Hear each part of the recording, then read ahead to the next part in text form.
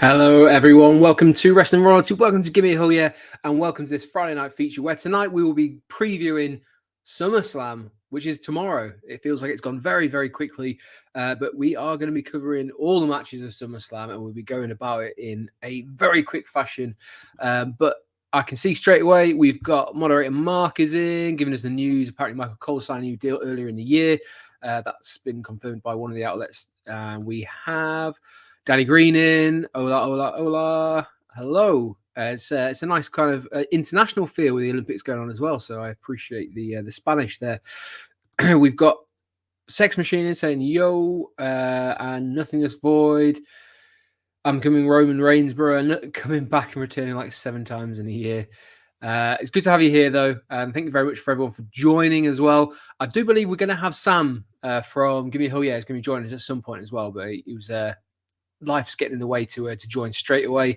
I'm sure he'll be here imminently, though, as long as I've sent him the right code across.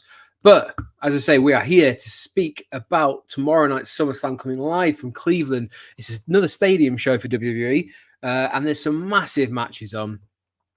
So much so that I can't kind of beat around the bush too much because there's just so much to get through. There's tons of matches. Every single one, apart from CM Punk versus Drew McIntyre, is for a championship as well.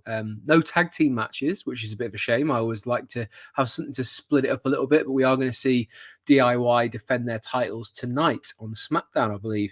So what do you feel about that? Tag team wrestling seems to have taken a bit of a back burner pretty much ever since it main event in night 1 at WrestleMania 39.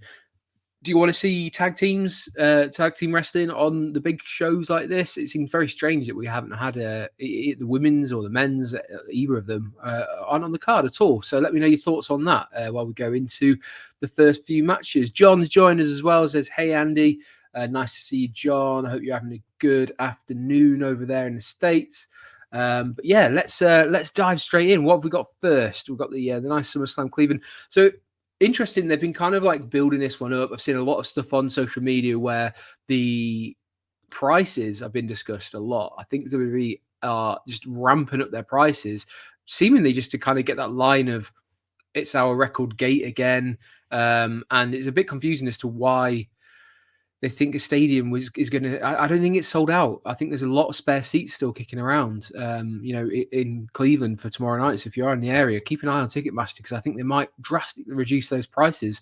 But it's a shame because you want to see full stadiums, and I think WWE are maybe missing a trick with their pricing structures. We saw that over in the European shows, very expensive. They then kind of went on to brag that this is the biggest gate that we've ever had, etc. Ramped that up from France to across to Glasgow as well and increase the price even more. So goodness knows what they're going to be doing by the time we get to Las Vegas next year for WrestleMania.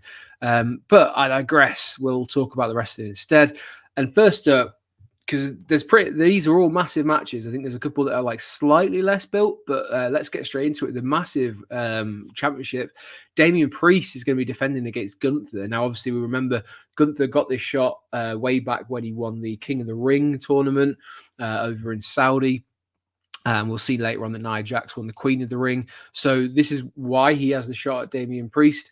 And a lot of this build-up has been structured around Gunther going full heel, basically calling him like, was it like a street rat or something? It's very Aladdin from that sort of things.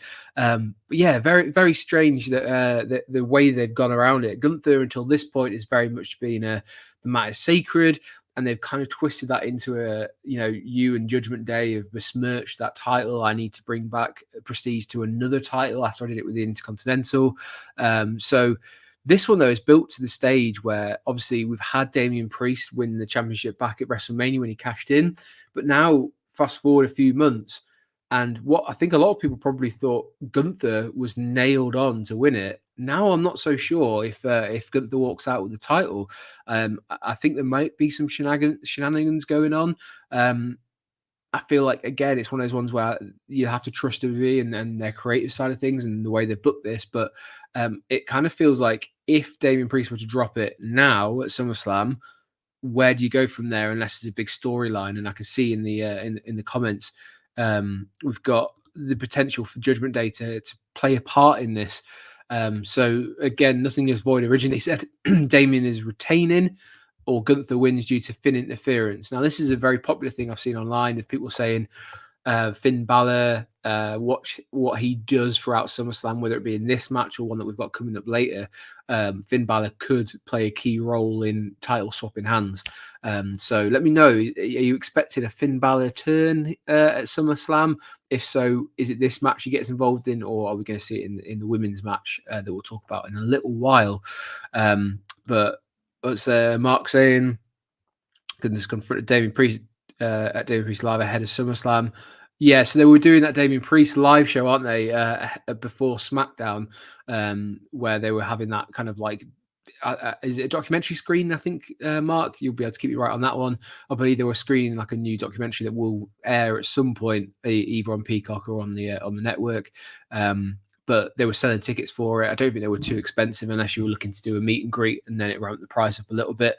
But yeah, it sounds like Gunther's turned up and gate crashed the party for Damian Priest, nicely building that as well.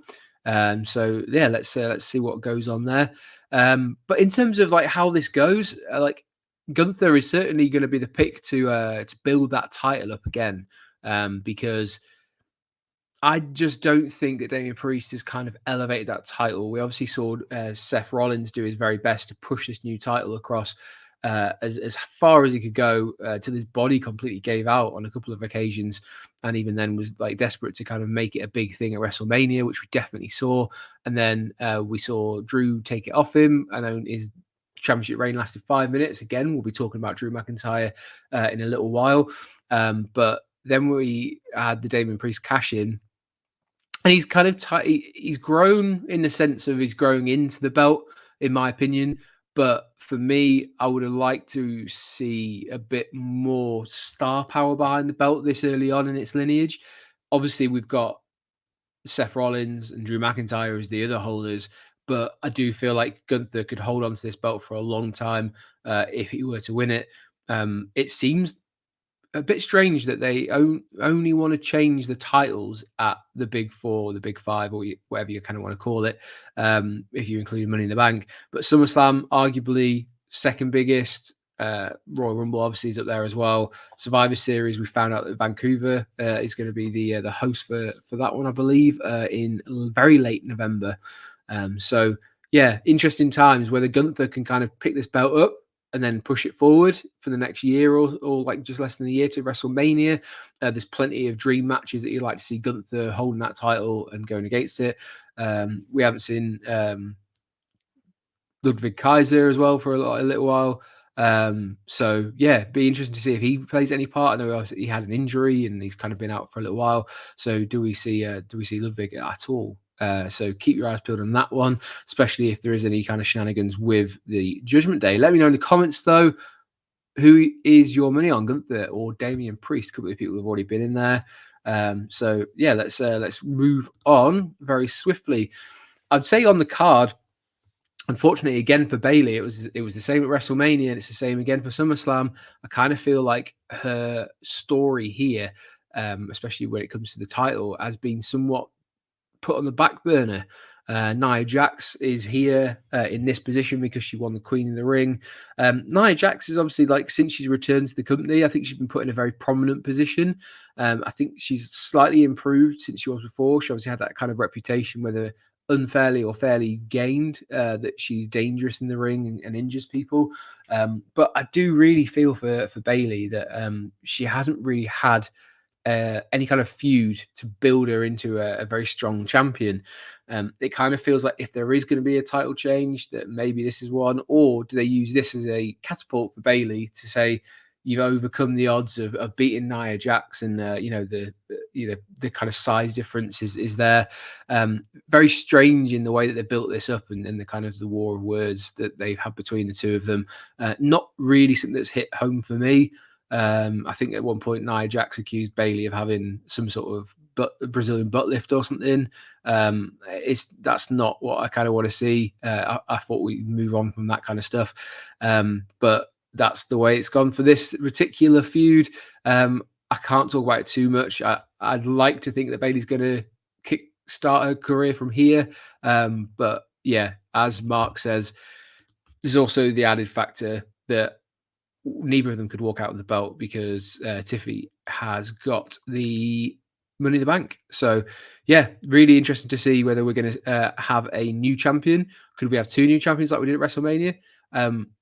Let's keep an eye on that one. But yeah, it's a good shout by Mark there that Tiffany Stratton could be walking out of SummerSlam.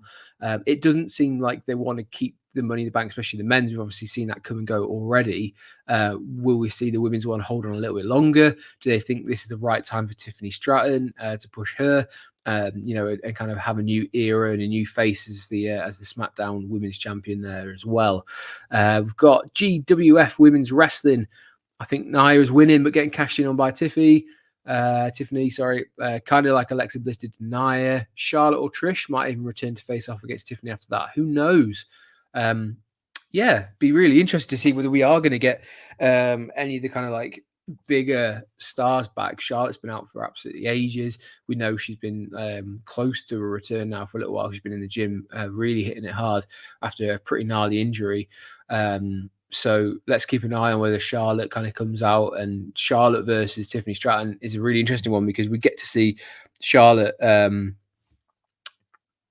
maybe build up a little bit of the sides of Tiffany, where yes, she's got her character work down. She's great in the ring, but could she be even better? Could Charlotte push her to that next level? Now, I know a lot of people will then get very frustrated. Is Charlotte going to be the one who is in, straight away thrust into another title shot? That was one of the things that people would get very upset about before. There's probably more people who want to see it put on the back burner and let her kind of earn her way back up to a title shot. But on the flip side, she would be very good if we do go with a new, younger champion who hasn't really had that experience and exposure before. Mark's saying he's heard that Charlotte could be there tomorrow. And GWF Women's Wrestling is giving a shout out to Sam. It's Jason Solomon. Good to have you in, Jason. Thank you for joining. I'm not sure if Sam is going to be joining or not. If he doesn't, as he says, he will be back, I'm sure, very soon. As I did say, there are some huge matches going on here. We've got possibly one. There's an argument to say that this is the hottest angle that we have at the moment in WWE, and maybe it should be main eventing. It might be lack of consequences why it won't go on last, because this is very much contained within these 3 people as it stands, and they've twisted and turned. We've had injuries. We've had people like not be able to compete for a while, and they stretch this out all the way from the Royal Rumble, and it hasn't. At times, it's felt like it's gone a little bit long. But now we've definitely got to the stage where we're going to see these guys get in a ring. And I hope they put on an absolute clinic. I want them to kind of beat the crap out of each other. Seth Rollins letting them bend the rules. I'm sure he will. I think that was the whole point of doing that referee's discretion and the talk on Monday, where he basically just said, like, it'll be up to me whether I think you've gone too far or not. So be interested to see how that plays out. A lot of people speculating what Seth Freakin Rollins is going to be wearing as well, because he's outlandish referee outfit on Monday. Apparently it's just the start, and he'll be doing something different. So for me, this is the one that I'm tuning in each week on a Monday or a Tuesday morning normally to kind of let me get really excited about it. And I've been waiting for CM Punk and Drew McIntyre to finally get their hands on each other. And I think this has been really clever. And I think the addition of Seth Rollins in protects CM Punk a little bit as well, just in case there's any kind of ring rust. If there is any kind of like injury flare up again, you have that person in there who can kind of slot in because he's a referee. He can get into it with Drew McIntyre. They've managed to kind of paint that picture already. So it's not beyond the realms of possibility that if CM Punk doesn't get all the way through the match, Seth Rollins can kind of just get involved and you won't really notice too much. But fingers crossed that doesn't happen and Punk's body holds up. I think this is a blow-off match that a lot of people have been waiting for. Drew McIntyre's done fantastic work character-wise on social media channels. I think the picture that they put up a couple weeks ago now with Jack Perry was fantastic. So it'll be really cool to see these guys finally go at it. I don't really see anything other than a CM Punk win. I don't think Drew McIntyre needs to win. I think the biggest thing is whatever happens, Seth Rollins is going to have a major like output or input into what happens at the end. We've got Chris in. I'm just looking at the comments coming through, who says they are generally excited for tomorrow, which is fantastic to hear. Hopefully you're even more excited once we get to the end of this as well. And then we've got Jason saying, what if Seth just decides to end the match because both of them start getting on his nerves later in? It's possible. I think they'll try to avoid that kind of finish, but this could also, I guess, set it up for maybe like a triple threat match. But I think the money moving forward at some point is going to be CM Punk versus Seth Rollins. Rumors that we were going to get that at WrestleMania. Will they put that on hold till next WrestleMania? We'll certainly wait and see where we're going. We've got a late addition in the sense that Sam has joined us. Now, I will warn you, because he doesn't look like he normally does, because he's not got his hat on. He's told me to wait, and maybe that's what he's reaching for. There we go. I didn't want to scare anyone. If you're not used to seeing Sam without his hat, you might have got a bit of a shock. But now he's all ready, and he's prim and proper. Here he is. He's joining us. How you doing, Sam? You all right? I'm all right. I'm in my bedroom. So this is new, isn't it? I realised I can just click the link and I can do this on my phone and no one can see you, Jess. Don't worry. You don't need to put more clothes on. Right, there we are. If I keep it facing this way, we should be good. Yeah, yeah. I'm really sorry. I'm late. We had a bit of a crisis at like 5:10 to 9. So here I am. But so I thought the least I could do was jump on my phone and say hello. Sorry. No need to apologise. It's always good to have you here, and whether it's halfway through it or at the beginning, at the end, you're always welcome to come on. So thank you for joining. And we get a bit of a view where the magic happens in Sam's bedroom as well, with a Highland cow behind you as well. Yeah. Oh yeah. Do you like our cow? We kind of have a country farmhouse. No, because she's telling me off. No, I'm not poking. Oh my god. Yeah, we kind of have like a bit of a cozy cottage farmhouse thing going on. But there you go. I'm not flipping it your way. You've got your dressing gown on now anyway. It's fine. There you go. So Sam, you've picked up at possibly the bigger match of the night. And obviously you've had your the say on CM Punk when his return back in January kind of went a bit off the rails when he got injured. Drew McIntyre, I know you've been a big fan of this rivalry and you've hoped that it would just ramp up. Are you excited for tomorrow? Are you a bit nervous that they won't be able to deliver on the build-up? What's your thoughts? No, I think they're totally going to deliver. I really think they are. But really, it sounds really, really bad. Like, this has potential to be a really, really awesome match. But I don't think it's going to be because it's overbooked with the Seth Rollins thing. However, I do think it's going to be excellent TV because of the Rollins thing and because of all of that. So I think this is going to be a really, really, really fun 20 minutes of our lives. And it's going to further a couple of storylines. But I don't think this is going to be a massive barn burner. I don't think this is going to be the thing it could have been. I think this is going to be sports entertainment on speed rather than I could, I'm hoping to be proved wrong. Like, it could be both. It could be both. But like, Rollins will be wearing a really flamboyant zebra shirt when he comes out tomorrow night. We already know that's what he's going to be doing. And the whole point of this match is he doesn't like either of them. Only he can contain it, but it's all going to fall apart. They're both going to end up battering him, or he's going to end up battering them. This does not. I don't think this ends with a clean pinfall victory. I really don't. This is not going to be a G1 climax match. Put it that way.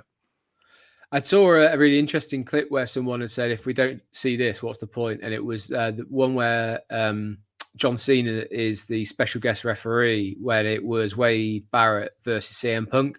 And he started the match off by like slapping Wade Barrett instantly, and then he pushed CM Punk, and it's something that we probably will see a replay of tomorrow. And I do agree. I think that's something we could have, we could see. But yeah, I can't see it being a clean match or a clean finish. And the other thing is, it's a bit of a, CM Punk is a technician, and that's the kind of style that he wrestles in. And Drew McIntyre is very much a brawler, heavy hits and stuff like that. So I don't think that that styles clash normally adheres to a 20-minute banger, like that you'd see on an AEW. It's not that kind of match that we're going to see. This should just be the guys absolutely knocking 10 shades out of each other, and then Seth Rollins being Seth Rollins in the background and let them get away with it to some extent. Yeah, well, Brett and Sean though, like I know Sean had good mat game, but I always looked at Brett and Sean as polar opposites. Obviously, Brett being the consummate professional, the mat boy, the absolute grade A wrestler, where Michaels was the showman who ran around you in rings and hit you with super kicks until he chopped you down.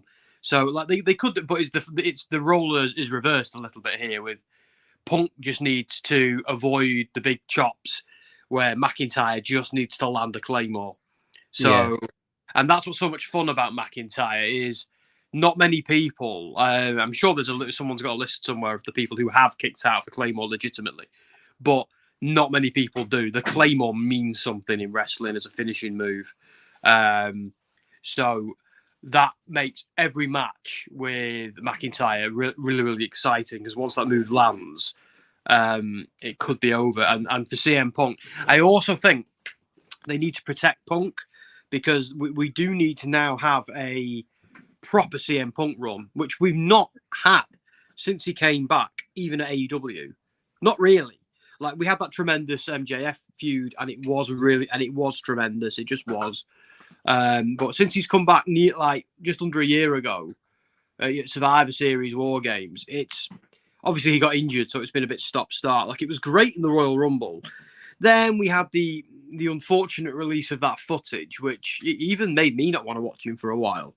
But I'm trying to get past that as well, because I have some strong feelings on things like workplace violence and stuff like that. But ultimately, I've always been a CM Punk fan as a wrestler. I don't think I'd want to go for a pint with him. But I think... I mean, he's straight edge. I don't think he'd want to go for a pint with you either. He can have a straight edge of whatever the water, like a boring guy. But yeah, I'm the opposite of straight edge, aren't I? So the living embodiment of the opposite of it. But although I've anyway.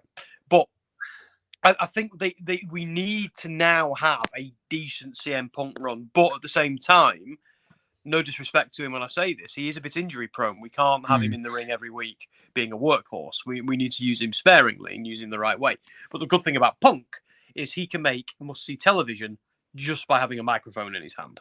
And that's what was good about him when he was injured. He could still kind of get involved and do his cross-legged thing and talk on the mic. So I just live now in perpetual fear of him getting injured a little bit. So I hope. I think that's going to play in tomorrow as well. I think that they'll play on that. I think Drew McIntyre will do a few like hold and rest locks on his arm and his shoulder and elbow, etc. And they'll go down that route. It definitely feels like CM Punk's going to have to wrestle as the face, the baby face, and Drew McIntyre as the heel. And that's because I can't see it the other way around. It just doesn't make sense. Yeah, like it's a really weird one, this. And this is why I love what they're doing with the storytelling at the moment, particularly their portrayal of heels. They're doing it really well they did it really well with AJ, but I don't know if this is going to be canon, but AJ and Cody have kind of squashed their beef at a house show in Japan. But but they've done it with Liv Morgan. Like, Liv Morgan has done the Harvey Dent. You live long enough to see yourself become the villain. And the same thing has happened with McIntyre, and it's been great to watch. They can't do that same thing with every heel turn. We do have to have just some people scumbags. But it's been great, because it's like, for me, from my point of view as the audience, and I said this on Twitter the other day, like, Rollins is the only babyface in that match, because Adam Pearce is just as frustrated with Punk as he is with McIntyre, and for good reason. Punk keeps getting in the way of the promotion's business. So we're at the point where, okay, it's not 6 of one and half a dozen of the other. McIntyre is clearly the heel. But Punk isn't, like, Punk's never going to be a babyface to everyone. Like, McIntyre's a justified heel, though. Jess just said McIntyre is a justified heel, and she's right. Yeah. But where CM Punk is a babyface, he's just a very angry babyface who's making a lot of bad choices, and historically, babyfaces have often made poor choices. So I suppose we're not doing anything differently. Yeah. We've got Tom from Tom Talks Rubbish is in. Always good to have you, buddy. And your channel's looking awesome. So keep the great work going as well. There's a couple of questions that we will pay off, and I'll bring them up when we get there about the main event and Roman Reigns, etc. We will get there because they're kind of hand in hand. But yeah, I think CM Punk's going over in this one. Personally, I think it kind of prolongs it a little bit. I think as long as he comes out of it injury free, this is probably going to be the start of a trilogy of matches. But yes, we'll see. I think that's why Seth Rollins is there as a sort of buffer just in case things go wrong. But fingers crossed, everything goes okay for CM Punk. And we're going on to back to the championship matches. That, by the way, is the only non-championship match on the card tomorrow. Good, isn't it? Yeah. Who'd have thought? I hate it when they leave a championship match off a big pay-per-view. It winds me up. If any promotion does it winds me up. Like Ring of Honor leaving the pure championship off the pay-per-view before the last got right under my skin. But what I love about SummerSlam, like I still do think it's a little bit light. It could have one or two other matches on it, like tag team matches potentially. But I like that all the major titles are being defended. I love that. That's how a pay-per-view should be. I do wish there was a tag team belt on it, though. I feel like someone like DIY, especially with Johnny Gargano being from Cleveland, it does feel like he should have been on the card rather than on SmackDown. But it feels like that's the spot that they're putting that tag team division in, is like you get to open the sort of weekend, and they'll do a great job tonight. But that's not in doubt. I just kind of feel like if you want to push the tag team belts to the next level, they need to be on cards like SummerSlam. I agree, because they're getting to the point. I think now they're kind of getting to the point where go-home shows are becoming completely pointless because it's the same show every time. They kind of they put on great matches, but it's almost embarrassing that those matches are on it because they're the matches that should have been on the pay-per-view and were relegated, and that's quite frustrating for me. Like I'd rather they just had different matches on there that were wholly original, that like build hype towards the show. But what they also have on there is they always have the pull apart. They always have the pull apart. The one, the one, we've seen it a million times. And they have sometimes have like the one last promo, like when Cody and Roman had their one last promo before WrestleMania, like the calm before the storm. That was masterful. We were in the building actually, weren't we? For the one in LA at least. But yeah, I feel like go home shows on Raw and SmackDown are no longer must-see TV. It's almost like get on with it kind of thing now. As Mark's pointed out, they've announced a 3-hour pre-show and they haven't announced any matches for the pre-show. Now, to me, that just seems absolutely ludicrous that you would expect people to sit through 180 minutes of content where, to be honest, the vast majority of it is the video promos that they then put on before the matches. Now, I always like to watch those just before the match because it gets me hyped up for the match. I don't want to see them twice. And I've been watching more than twice, mate. I've been watching the Olympics, and they've been doing the same. They played the same thing about the French swimmer like 6 times, and I'm like, one, I don't really care because he's French and I want to watch the British stuff. But 2, after watching it for the first time, it loses its effect. Like it doesn't matter how good that promo or that PR is, you're not giving me anything new after that point. So, for the love of everything that's holy, can we please have, like, on a 3-hour pre-show, can we at least have 2 matches, especially when the tag team belts aren't on there? Yeah, and like this is why I miss 205 Live as well, because like that was always something reliable to put on the pre-show, and they've also got a colossal undercard. Like, why don't they use main event, right? Or let's call it what it used to be called back in the day, if you're as old as Andy and I are, and you remember Heat. Just they should call it Heat again. Go back to calling it Heat. Bring back Heat and have little miniature stories on there with the undercard. Just make you've got a show there. Just do it. There are stories outside of what's on the, like, you've got it's not the hottest, but you've got stuff like Xavier Woods obviously going up against Karrion Kross, and that's like something, if you're trying to heat that up, get it in a stadium. That's the easiest way to do it. Just boggles. Anyway, we'll move on. LA Knight versus Logan Paul for the US Championship. I'm going to say this now at the top of this. I'm not going into anything that Logan Paul said about like politics and stuff about the Olympics this week. This is a wrestling show. Yeah, I try and keep Logan Paul the person separate from the wrestling to a certain extent. I think he's losing here because they always build it up when it's a home show for whoever it is. They normally lose. That's the way that WWE have always seemingly done business for the last few years. Logan Paul being back in is where he grew up, and the way this has gone, I think this is what they've made a big thing about it being his 4th or 5th since he's won that title.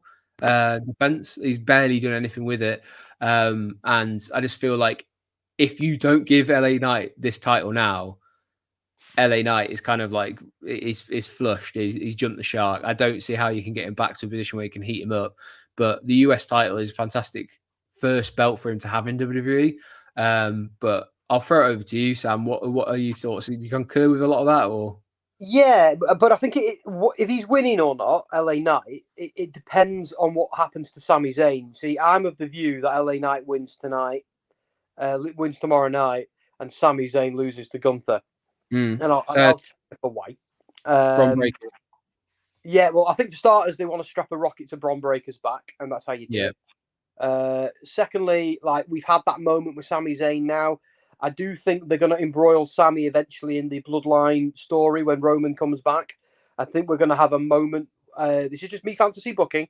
I think there's going to be some kind of unification eventually of the old bloodline. And I mean that with the Usos, Roman and Sami, potentially going into war games with somebody else against this new era of the bloodline. I think they need Sami freed up and away from championship pictures to being involved in that story. Like they're already kind of warming the bath for it with him and Jey Uso becoming a tag team again, even if it's just indirectly, like unofficially. So they want Gunther. One of the reasons they also took the IC off Gunther is they want to skyrocket him into the heavyweight, the big gold belt, picture. That's part of that reasoning too. So I think Damian Priest loses. I think Gunther wins. And that has a knock-on effect because you can't have too many babyface champs and you can't have too many heel champs. They've got to kind of keep the balance straight. And if you notice historically, they've been pretty accurate with that 2-2 thing. Not forever, but they usually rock back to it. So yeah, I think LA Knight wins this one because I think Logan is probably going to take a break from the company for a bit. And I'm not even on about his Olympic comments. I'm on about just I feel like at the moment he's not there quite often, so it's probably time for him to step away for a bit and come back when he's got that drive back and he wants to be a bit more involved. Because I won't criticize him before WrestleMania. He was on TV every week, but he hasn't been doing that recently. So let him go off and do his own thing. Come back, stick him in a new feud with somebody because he's a great heel. Yeah, I just think timing-wise as well, if they already didn't think about taking the belt off him, this is probably... He made himself even more of a heel, and then it's kind of like he'll get his just desserts, and it also will create a bit of buzz because if he drops the title, Logan Paul is obviously one of those names on social media that people will just talk about anyway, and it will be like, oh, did WWE do it because of this? And they will never have to answer that, but at the same time, it's like it's good. Any promotion for them is going to be good promotion. Free publicity in it, yeah. We've had Dom in the comments, who's currently away in Finland, having a nice, well-deserved holiday with the family. So it's lovely to have Dom in. I actually got to see Dom in the flesh last week. I had a bit of a drive down to Hull before we went away, and it was lovely to see him. And he was very excited about SummerSlam. So he sends his love. I would presume that's not just to us, but to everyone. We've got the voting king himself votes for CM Punk. Drew's winning apparently in Dom's opinion, and he says that's going to set up Seth and Punk. I don't think anyone's winning. I think we're saying that. Yeah, I think it'll be. Oh no, actually no. I've had my say. I think Punk wins. I think Punk wins, but something happens to Rollins to make him. They've got to evolve. Like, let's be honest, WrestleMania is Punk Rollins, isn't it? That's what we're all here for. Yeah. So they've got to start moving towards that at some point, don't they? But I think they'll just stretch it. This is why I think it'll be a trilogy as long as everything goes okay with Punk. I just don't see it being over this quickly, which is why I think you have Punk win this one, Drew win the second one, and then rubber match. You probably get Hell in a Cell match at War Games. Well, Punk said he doesn't want to do Hell in a Cell at that Well, no, he said he didn't want to do it as the first one, and he said that I think that was what he was saying is like you can't fantasy book a Hell in a Cell match as the opening match. That's just bad booking. Drew will go to the title, I think, against Gunther. It'd be cool to see Gunther versus Drew. I'll be happy with that. And he's also, of course, Dom is gutted that the White Six aren't on SummerSlam. We are getting that 6-man tag, though, aren't we, on Raw, which seems pretty cool. We finally saw them take off the masks, and they're going to be up against the Creed brothers. And I presume they just call themselves the New Alpha Academy or something. But we'll wait and see if there's like a new name for them. But yeah, the Creed brothers and Chad Gable. But case in point, that's a really cool storyline. Nowhere to be seen on SummerSlam. And I'm not being funny that the Bayley one, there's not much heat behind it. That could have been on the pre-show, and you swap it in with the Wyatt Six, and you give them a big entrance in a stadium, and that would be a cool visual. But maybe it's a logistical thing of like you need it to be nighttime. Will it be nighttime? Because you have to put them on later in the card, etc. But again, it would have given us a tag team match, and it changes the pace. I think that's where they're missing, and I'm surprised that they haven't got at least one tag match. But makes Raw exciting, I guess. Dom's gone for LA Knight to win here too. Mark, as mentioned earlier on, apparently the Hardys are in Cleveland. Whether they would be up for another WWE run, I'm not 100% sure. But he put earlier on, got some news. PW Insider reporting the Hardy Boys have met with WWE officials earlier today in Cleveland. No word what was discussed, but I've heard that some content was filmed.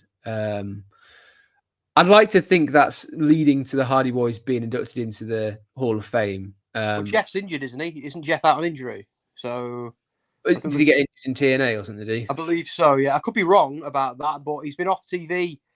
They wrote him off TV in TNA, and I could have sworn it was due to injury. They've basically made it look like the system have beaten him down. So now Matt's out for blood. Because they had a pretty awesome street fight. Matt Hardy had a pretty awesome street fight a few weeks ago. But yeah, so if anyone thinks we're going to be seeing Jeff Swanton this week, I'd curb your enthusiasm. Mark says agrees. You can't have LA Knight lose another title match. I think the stink around him would be too big at that point if he does. Cortland, I think you say Cortland. Everyone likes LA Knight. He could possibly win the title. Man's not wrong. Let's not forget, Andy. I know it was a long time ago now, but do you remember when we were at NXT Stand and Deliver in LA? All I could hear, and it was a bloody NXT show, wasn't even the main event. All I could hear in that arena in LA was, yeah. And that continued through to Money in the Bank as well. Yes, it did, didn't it? Yeah. We were walking around. I always want to call it the London Dome. We were walking around the O2 Arena, and I remember when we were having dinner, and I could just hear people walking past going, "Yeah." So from London to LA, LA Knight has been over as Rover, and it's about WWE. Come on, and he gets massive pops every week as well. What are they doing? Come on now. I think he's winning. I think this is his first one. It's kind of weird. Like I know what they're doing, but like transitioning from these where they're like just the snarling faces is very strange. I prefer it to what they did last pay-per-view where they had them all like dancing around or like with different poses. I hated that. It was horrific. But have you noticed they brought back the sort of VT things where they're like kind of the live poses where they then freeze into like a sort of like screenshot. I always like that back from back in the day, the Attitude Era, and they occasionally bring it back, but it looks like they're doing it for this one where they kind of have a sort of motion and then they stop. I think it's cool, but maybe it's not for everyone. We have touched on this one a little bit, so we won't go into too much detail. Sami Zayn versus Bron Breakker. We obviously saw Sami Zayn the last time these guys went head to head. It was a bit of an upset, which is a bit of a strange thing to say. And the building this side of things, you should never count out Sami Zayn, and you just can't knock him down for too long. And Bron Breakker, but then there was these reports where actually they just wanted to put Bron Breakker over on a bigger show, and where bigger outside of WrestleMania than SummerSlam. That's a good point. Yeah, I'd be very surprised if Bron Breakker doesn't walk away with the title here. I think they are strapping a rocket to him, as Sam said earlier on. The company's very hot on him. They can't seem to settle on a theme tune for him, though. I think he's had about 4 or 5. Very strange. They also need to get rid of his name because, like, I feel like his NXT name just doesn't work. Like, somebody was sat there, like, oh mate, like bone breaker, yeah. It's like he breaks bones. So like, apparently he picked it. No, yeah, but I'm not being funny. No disrespect. He's a great wrestler. He's likely not a great creative. True. I mean, the guy's like, they had him down as Rex Steiner, but REKS, as in Rex, and I'm like, that's perfect because it's leaning into his Steiner lineage, which granted is a little bit tainted after a couple of WrestleManias ago, but even so, he's a Steiner boy, and Rex. It's like what does your Pokemon evolve into? Like, oh, Scott Steiner is evolving. Scott Steiner evolved into Rex Steiner. Like, what are they smoking? Get rid of the NXT names and call him Rex Steiner for the love of God, and get rid of Cale Dixon's name while you're there. And don't get me started on Wesley. To be honest, I wouldn't be against if Bron Breakker lost here and he then went, I need to change something, and then they changed his name to just Bron Steiner. Just have him as Bron Steiner, so you can at least have that link through where it's Bron is continued, because they've done it a couple of times. Like, I think they did it with Axel, didn't they? Like going way back when. But to me, I think like that's the only way you can see it is like he gets one more shot and he does it on the 3rd time. But I think you'd be stretching it a little bit, the belief, because as Mark said, it seems like they're kind of putting him in a position where he's the new Brock Lesnar. Yes. I know Brock Lesnar never had the IC belt, but it would be kind of cool to see Bron Breakker bring that back, where it's kind of like very much you've got to win the Intercontinental title to then move up along the ranks. And we've seen it with Gunther and things like that. So I wouldn't be against it becoming the workhorse belt again. And then it's kind of one of those ones where it harkens on to something bigger coming in your future. But also, it's a great position. On that very point, Andy, sorry, of something bigger coming in his future. Like, look, I'm 99% sure we will be seeing Brock Lesnar again in a WWE ring at some point, because the heat is already dying down somewhat. And he managed to keep a lot of that off him. In terms of the accusations against him, it was, you know, like, I think we won't go into all of that, but basically he's managed to keep a lot of that off him quite well, and the company have been talking about him again positively and stuff like that. So I think one man retires Brock Lesnar when that time comes, and that day will come. And I think we're looking at him. I think it is Bron Breakker, because you slayed the beast forever. You finally put, you know, that is something for him to hang his hat on, hang his career on. Because WWE often botch this whole who gets it, their career stuff, and no one ever truly retires in wrestling anyway. It's a myth. But Bron, I think he'll be that guy. And yeah, they do need to start the path to him becoming the immovable force, so he can eventually meet the immovable object. Yeah. So we'll see if this kind of kickstarts that road, I guess, because I think there was a question when they did the WrestleMania London thing where someone actually asked Triple H when will we next see Brock Lesnar, and his answer was just go ask Brock Lesnar.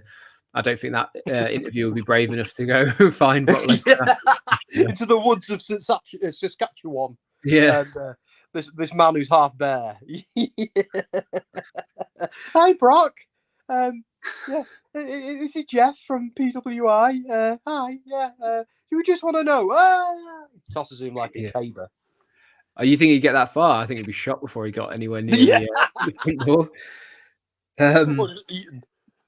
he'd tell straight away someone's on his property, get off. Anyway, we've got Liv Morgan versus Rhea Ripley. Again, arguably one of the hottest angles going in SummerSlam. I think they've done an absolutely fantastic job here, by the way. Yeah. Especially because I think when Rhea Ripley went out injured, a lot of people were like Becky Lynch is the champion, and then like Liv Morgan got it, and they were very down on it. Liv Morgan's work over the last 6 weeks or so has been absolutely phenomenal, and she needed the foil of Dom Mysterio. So like a big shout out has to go to Dom Mysterio and his performance over the last few weeks as well. That's not an easy thing to do, because I think I'm right in saying Dom's married and Rhea's married and Liv Morgan is in a relationship, and to make people actually believe that there's like some sort of chemistry and kind of make people go, oh, okay, this is a bit, I'm not sure how to feel about this. They've played their parts brilliantly. It's kept Rhea Ripley fairly hot while she's been away, because her name's never been too far away from TV.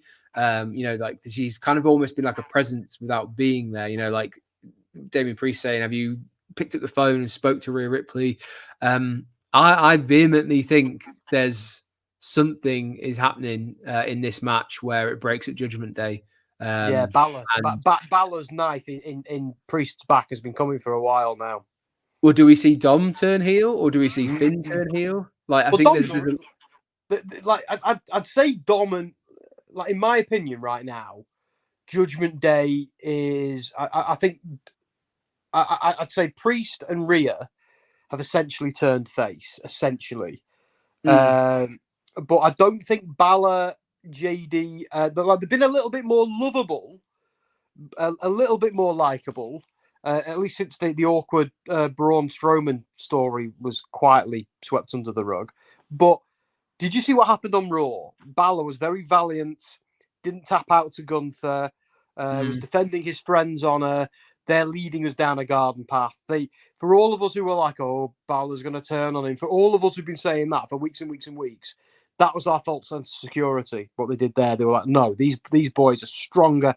They're tighter than ever. So when Balor's vicious, Bullet Club-esque betrayal comes in a couple of, this weekend, we'll all go, oh, why, Finn, why? But what we all need to remember is JD, Balor, Dom, and Carlito, or Carlito's just this lovable idiot they're hanging around with. Those boys never turned face. They've they kind of went tweener, I guess, for a little bit, because they're almost like comedic relief, especially with Carlito, where he kind of has his like quips and stuff, and he gets a laugh, and to an extent, he's almost taken on like an almost R-Truth style, but not as slapstick. It's a bit more nuanced, but he's almost taking on that comic relief of the Judgment Day.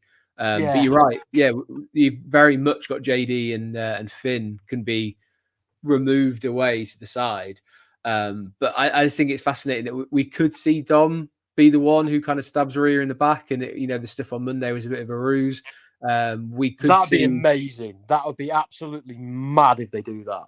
We've also seen Finn, the stuff on, people are very, they turn into like independent Sherlock Holmes and things like that, where Finn's face wasn't scratched out when Liv had scratched everyone else's faces out on the posters and stuff. His was the only one that remained untouched and didn't have any writing on, things like that. And as Sam's pointed out, over the last few weeks and stuff, we've also seen these little like glimpses of them potentially getting out the same car and arriving at the same time. And he took the hotel key that Liv Morgan put down. So he's up to something. That boy is up to something. The only thing that gets in the way of my theory is it appears that Liv Morgan, I always thought she was just like messing around with what's it called, Dominic, to annoy Rhea, where in reality, it now appears that she really does like him. Andy, I'm not going to do the final match. I'm going to love you and leave you. Obviously, I think Cody. I'm just going to tell you quickly what I think before I go. I think Cody retains. I don't think Roman comes back tonight. I think Jimmy Uso does at SummerSlam. I think they're going to tease us a little bit longer with Roman, so I'm going to give you that now.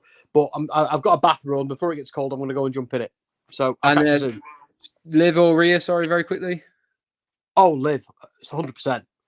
Rhea's getting screwed here. Rhea's life comes crashing down. Her dirty dom, her Latino heat turns out to be a wrong 'un. And I think Balor leads a coup, and Priest and Rhea are out, so the company can push them as baby faces.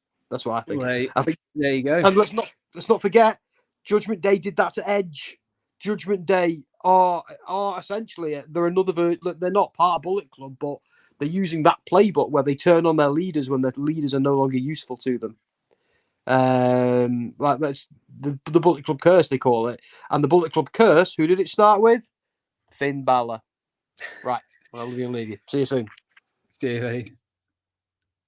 Well, there you go. There's Sam's prediction, wild prediction potentially, but you have to watch to find out. I think this is probably the Drew McIntyre and CM Punk match, and this one are the ones I'm actually really excited for. Raw seems to be very strong at the moment in what they're putting out. But we will move on. And there was a couple of comments as to what I think will main event. I think this is going to main event. I find it very difficult to look past Cody Rhodes main eventing against Solo Sikoa. I don't think there's as much heat behind it. There's been a lot of talk and chatter about it becoming a little bit too repetitive in the sense of Solo taking out people. I think that's been very much done with the sense of let's build Cody Rhodes as someone who is alone and doesn't have any backup.